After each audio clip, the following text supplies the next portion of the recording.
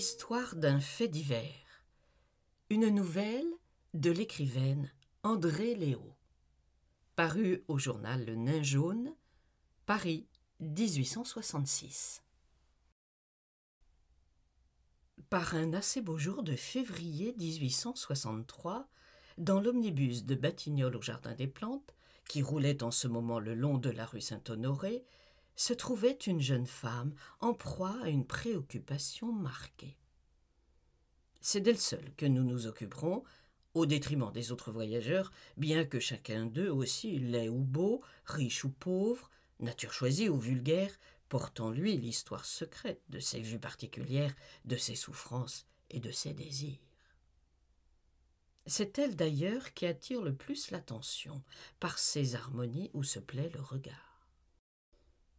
Elle porte une robe de laine grise, ruchée de taffetas noir, et s'enveloppe avec grâce dans un bournou de drap noir, dont l'entrebâillement laisse apercevoir la riche agrafe de sa ceinture et des lignes exquises.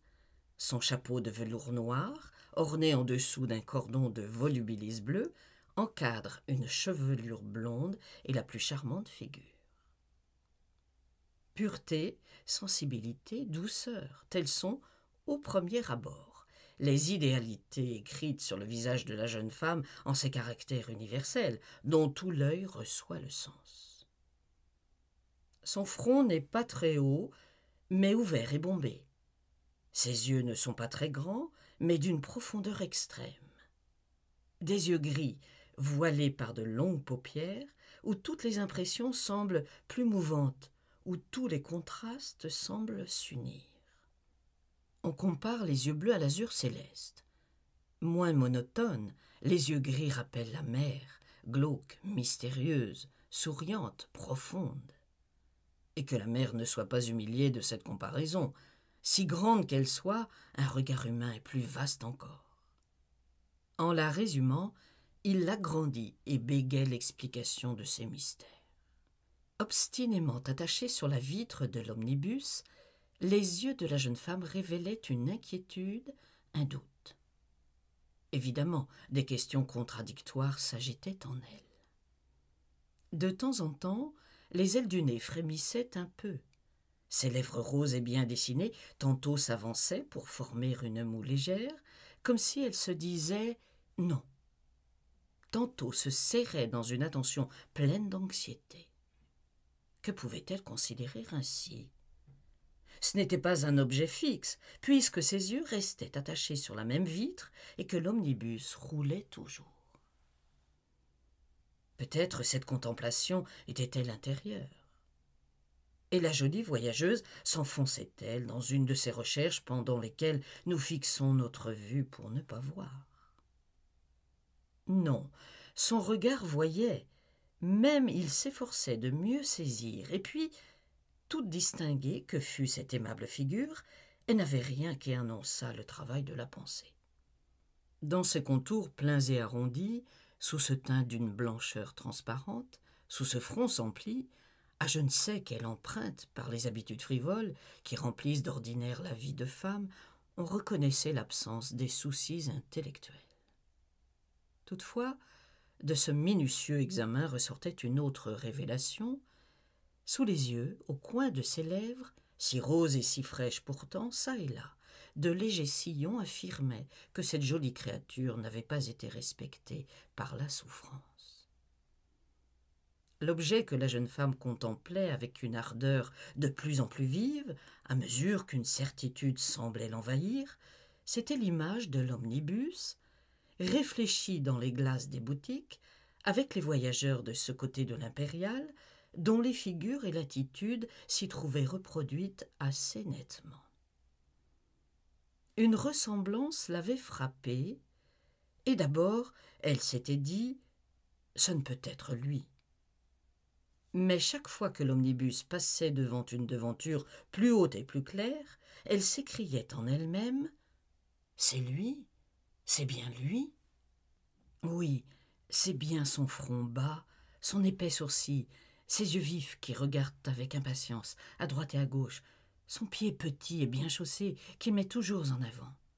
Ce geste saccadé, oui, c'est bien cela. Il serre son cigare entre ses lèvres, qui disparaissent, et son menton se plisse, comme lorsqu'il songe au travail. C'est lui. Et voici bien le pantalon rayé qu'il a mis ce matin et son cache-nez à bandes violettes. Mais comment n'est-il pas à Saint-Germain? Il paraissait pressé de partir et avait seulement une commission à faire dans le quartier. On ne va pas à Saint-Germain par le jardin des plantes? Il avait donc changé d'idée, ou plutôt il avait menti, sans doute. Et alors, où allait-il? Sans les glaces, qui étaient fermées, car l'air était froid, cet homme, en descendant, près de la rue de la Monnaie, eut aperçu le brusque mouvement de la jeune femme quand elle se pencha pour le mieux voir. Complètement certaine alors de ne s'être pas trompée, elle rougit, le suivit des yeux, et tout à coup se souleva comme pour descendre. Mais pendant son indécision, l'omnibus roulait toujours, et la rue de la Monnaie était déjà loin. Elle prit alors son parti, s'enfonça plus profondément sur son siège, croisa son manteau, baissa ses beaux yeux avec tristesse, et cette fois se mit à songer profondément. Place Saint-Victor, elle descendit, pénétra dans une maison neuve et alla sonner à la porte d'un appartement où son entrée fut accueillie par les acclamations joyeuses d'une autre jeune femme. « Amy, à la bonne heure! Oh, tu es charmante! Je me disais, on ne la voit plus. Enfin, te voilà. »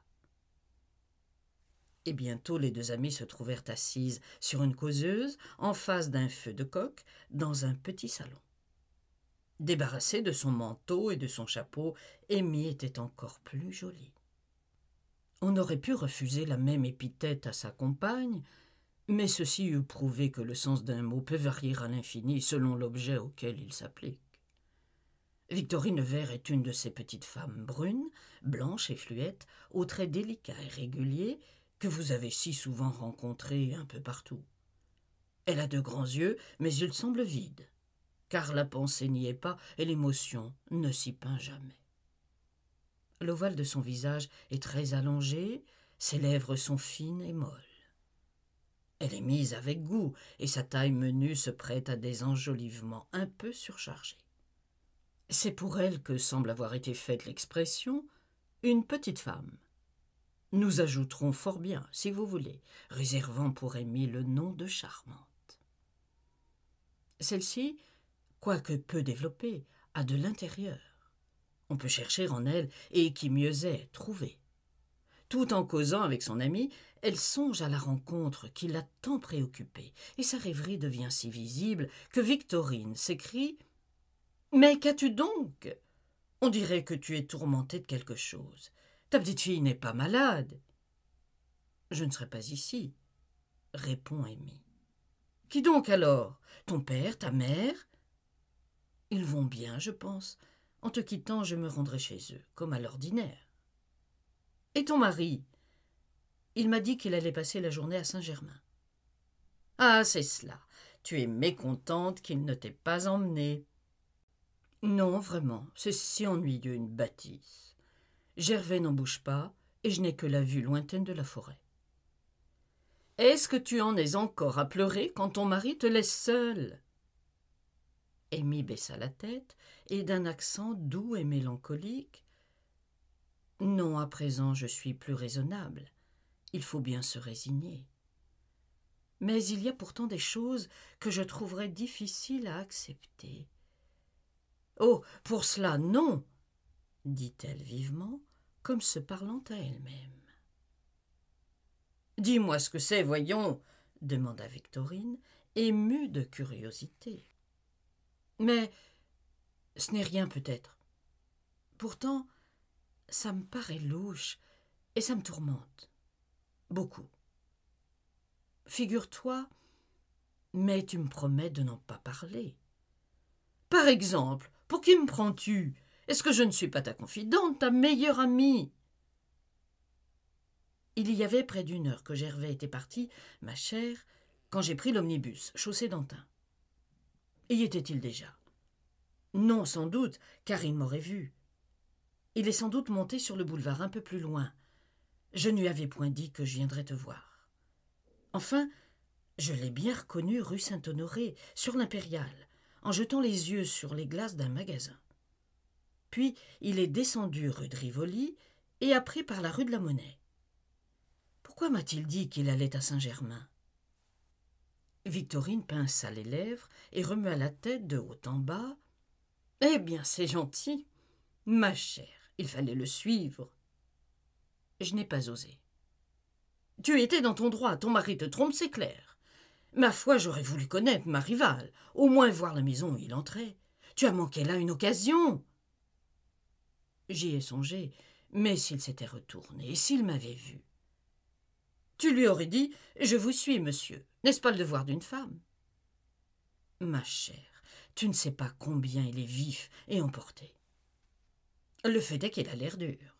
Oh, moi je te l'ai dit, tout franchement, quand j'ai bien vu que la lune de miel était passée, monsieur Talleyrand ne m'a jamais convenu pour toi.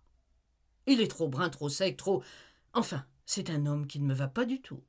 Je ne sais pas pourquoi tes parents se sont empressés de te marier. Il était riche, c'est vrai, mais tu aurais pu trouver autant de fortune avec un meilleur caractère. Ah, à propos, je ne m'étais pas trompée. Ce pauvre monsieur Martel est amoureux fou de toi, ma chère, il me l'a avoué. Autant vous dire, il ne fait que parler de toi. Ne t'a-t-il pas fait visite? Il est déjà venu 2 fois, dit Amy en souriant. C'est pour parler à mon mari, mais il arrive toujours avant ou après l'heure, et Gervais est sorti. Alors tu le reçois. Que veux-tu que je fasse? Il me demande, ces provinciaux, on ne sait comment. Et que te dit-il? Oh, nous parlons de Paris et puis de sa province. Mon Dieu, la conversation traîne un peu. Cependant, il ne peut pas se décider à partir. Je le crois bien, un provincial et un amoureux. C'est égal, il est très aimable. En voilà un, tiens, qui t'aurait rendue heureuse. Un si brave garçon, et plus riche que M. Talleyrand. Oh, ne parle pas ainsi, dit Amy confuse. Ce n'est pas bien. Gervais est mon mari, et je ne dois pas même penser que j'aurais pu en aimer un autre. Tu as raison, c'est aussi ce que je dirais s'il s'agissait de Jules et de moi. Mais pourtant, si ton mari te trompe, ma foi, ce n'est pas bien. Je n'en suis pas sûre. Dame, ça y ressemble. Quel dommage que tu ne l'aies pas suivi. Elle revint tenter si bien là-dessus, ainsi que sur les perfections de M. Martel, qu'Amy emporta ces 2 idées mêlées dans sa tête, comme si elles eussent été liées par d'étroits rapports. La suite au prochain numéro.